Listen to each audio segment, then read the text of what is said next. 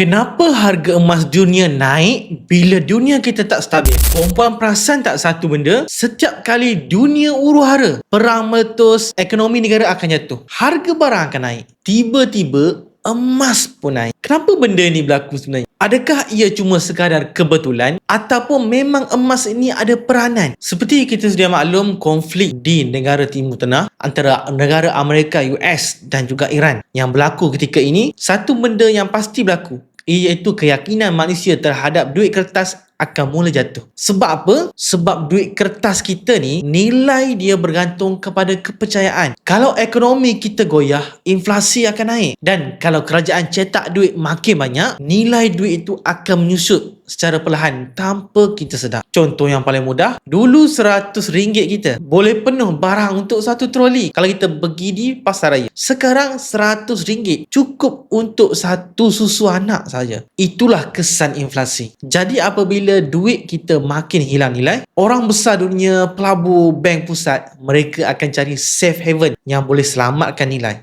iaitu emas. Bayangkan tuan-puan ada simpanan seperti contohnya 5 dinar ataupun congkok emas 100 gram. Dengan nilai semasa 100 gram, aset tersebut boleh menjadi penyelamat kepada tuan-puan. Sama ada tuan-puan akan hilang kerja, bisnes tuan-puan jatuh, kos hidup melambung tinggi, atau berlaku krisis yang besar seperti darurat dan sebagainya. Sebab emas ni tuan-puan, dia bukan sekadar janji, tetapi dia pemegang nilai yang bertahan. Jadi kepada tuan-puan semua, saya nak tanya, dalam keadaan dunia yang tak stabil begini, adakah kita masih nak bergantung kepada nilai ringgit kita, ataupun tuan-puan nak beralih kepada emas yang menjadi aset bertahan ketika krisis darurat?